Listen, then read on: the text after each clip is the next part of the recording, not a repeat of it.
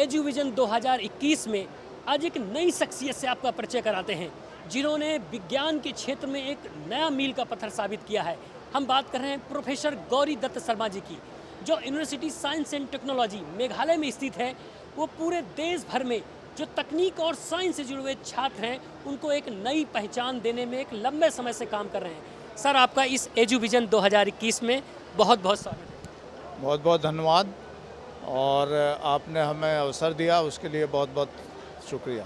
Sir, ये जो science और तकनीक, इसको अगर हम पत्रकारिता से जोड़ें, क्योंकि हमारे यहाँ पत्रकारिता के बहुत सारे छात्र हैं जिनको तकनीक की ज़रूरत है। हमारे माखनलाल चतुर्वेदी राष्ट्रीय पत्रकारिता एवं संचार विश्वविद्यालय में भी न्यू मीडिया और वेब मीडिया जैसे कोर्स चलते हैं। इनके दोनों के बीच में जो पारस्परिक संपर्क है, जो एक संबंध है, वो क्या है सर? देखिए, अपने किसी भी बात को सही ढंग से और अधिक लोगों को पहुंचाने तक जो टेक्नोलॉजी है उसका बहुत बड़ा रोल है। क्योंकि जब हम मास मीडिया की और मास कम्युनिकेशन की बात करते हैं, मास तभी संभव है जब टेक्नोलॉजी होगी।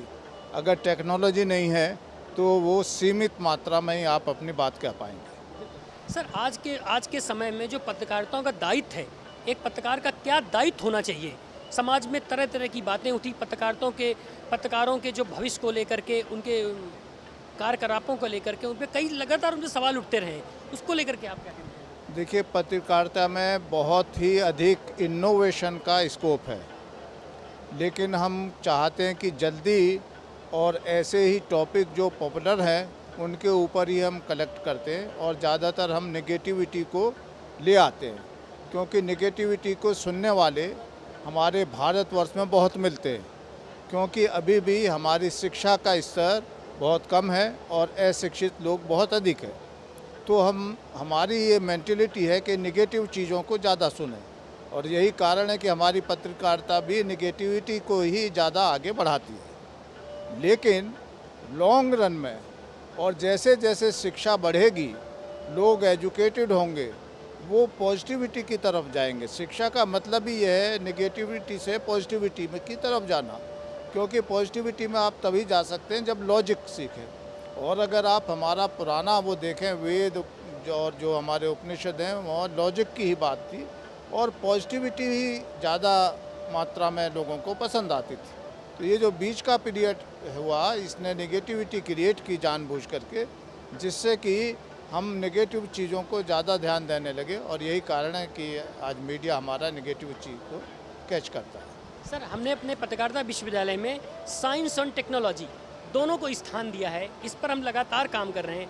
इस क्षेत्र में हम और कैसे बेहतर कार्य करें, आपकी ओर से क्या दिशा निर्देश? देखिए, साइंस टेक्नोलॉजी का आपके उसमें एप्लीकेशन का पार्ट होना चाहिए, ना कि उसमें पढ़ाई। तो जो नई चीज़ें आ रही हैं और उसमें क्या इनोवेशन हो सकता है, आपके माध्यम से कोई क्या ऐप डेवलप हो सकता है क्या? क्योंकि हमारे यहाँ क्या है, विश्वविद्यालय में हम फॉलोअर्स ज़्यादा हैं, क्रिएटर नहीं है। तो मेरे विचार में अगर आप क्रिएटर बनेंगे, नए नए ऐप बनाइए जिनके माध्यम से चीज़ें और तेज़ी से फैली जा सकें। आप कोई बात कहें, अभी जैसे आप मुझसे हिंदी में बात कर रहे हैं, तो कोई ऐप बना दें जो जिस भाषा में सुनना चाहे मेरी बात को वो सुन सके, तो उसकी बहुत एप्लीकेशन होगी। और आजकल ये बहुत आसान है, आपने देखा गूगल ने अपने ऐप बना रखा, किस भाषा में आपको सीखना है। अंग्रेजी में टाइप करिए, हिंदी में आएगा, अंग्रेजी में टाइप करिए, बांग्ला में आएगा अपने आप। तो आप भी ऐसी ही क्यों नहीं टेक्नोलॉजी यूज करते हैं कि जो मैं बोल रहा हूँ वो हर भाषा में अवेलेबल हो? मेरे विचार में ऐसा आपको करना चाहिए। सर, माखनलाल चतुर्वेदी राष्ट्रीय पत्रकारिता एवं संचार विश्वविद्यालय नए परिसर में, इसी सत्र से हम लोग अपने नए परिसर में जा रहे हैं। माननीय कुलपति प्रोफेसर के.जी. सुरेश जी के नेतृत्व में पूरी टीम काम कर रही है। हम इस दिशा में और क्या बेहतर करें, नए छात्रों को हम और क्या उनको दे सकते हैं, उस दिशा में कुछ एक संदेश। देखिए, जो हमारे नए छात्र हैं और आने वाले समय में सबसे ज़रूरी है कि उनको ग्लोबल कॉम्पिटेंसी में लेकर के आएँ और उनकी जो सोच है उसको बड़ी करें। उस सोच को बड़ी करने के लिए हमको जो ग्लोबल इश्यूज़ हैं उनके ऊपर बातें करनी चाहिए, लोकल इश्यूज़ पर नहीं बातें होनी चाहिए। क्योंकि लोकल इश्यूज़ के लिए जो हमारे कॉलेज वगैरह हैं वो है, लेकिन जब हम ग्लोबल की बात करेंगे और ग्लोबल की समस्याओं को लेकर के उसके ऊपर हम उसमें इनोवेशन लाएंगे, रिसर्च लाएंगे, तो आप देखेंगे कि विश्वविद्यालय का नाम बहुत तेज़ी से ग्लोबल स्तर पर आ जाएगा। सर, साइंस और टेक्नोलॉजी, अगर इस पत्रकारिता में एक शोध की दिशा में बात करें तो इसका क्या महत्व है? देखिए, शोध हर क्षेत्र में बहुत ज़रूरी है और मास कम्युनिकेशन तो एक साइंस का ही ऑफशूट है, और इसमें टेक्नोलॉजी अगर आप इंक्लूड कर लेंगे तो बहुत तेज़ी से इसका विकास होगा और इसकी क्वालिटी बहुत इम्प्रूव कर जाएगी। और जो मन के अंदर विचार है उसको किस तरह से अच्छे ढंग से मेस्मराइज कर सकते हैं, जिससे कि आदमी देखने वाला, सुनने वाला एकदम उससे इतना प्रभावित हो सकता है कि वो फॉलोअर्स बन जाएगा। सर, आपने कई दशकों से आपने विश्वविद्यालयों को समय दिया है, हजारों छात्रों को आपने पढ़ाया है। हमारे नए छात्र आएंगे एक नए उत्साह के साथ में, एक कोविड का एक बुरा काल अब लगभग ख़त्म हो गया है, उनको आप क्या संदेश देना चाहेंगे? देखिए, पिछले साल जो हमारा 2020 था, वो कोविड ने एक मन में एक संदेह या कहिए कि भय थोड़ा सा क्रिएट किया, जिसकी वजह से जो हमारी प्रोडक्टिविटी थी वो डाउन हुई। और क्योंकि ये पूरे विश्व में ही ऐसी परिस्थिति और स्थिति बन गई थी, जिससे कि हमको कुछ ये लग नहीं रहा था कि आखिरकार कोई ऐसा समय भी आएगा कि जिससे कि हम अपने फुल पोटेंशियल के साथ कार्य कर सकते हैं। लेकिन 2021 ये 2 वैक्सीन जो हमारे भारतवर्ष में विकसित हुई हैं, इसने एक नई दिशा दी है कि हम भी कर सकते हैं। नहीं, अभी तक हम फॉलोअर्स थे, ख़ास तौर से हेल्थ के क्षेत्र में। ये 2 वैक्सीन एक हमारे लिए बहुत बड़े मार्गदर्शक है कि हम हर क्षेत्र में एक पूरी दुनिया को कुछ ना कुछ दे सकते हैं। लेकिन क्या ज़रूरत है कि उनको एनकरेज करने की ज़रूरत है, जिससे कि वो नया काम करें और उसको रिकॉग्निशन मिले। ये 2 वैक्सीन तभी बन पाई जब हमारे माननीय प्रधानमंत्री जी स्वयं उन्होंने ये बीड़ा उठाया कि हम अपने देश में ही वैक्सीन तैयार करेंगे। वो पर्सनली जा कर के उन लैब में बैठे, कंटिन्यूसली उसकी मॉनिटरिंग किए।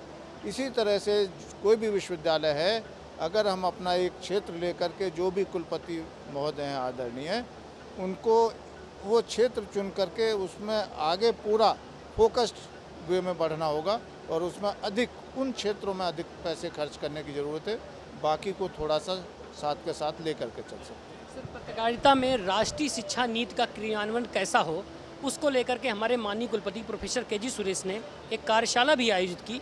इस दिशा में हमारी पूरी टीम काम कर रही है।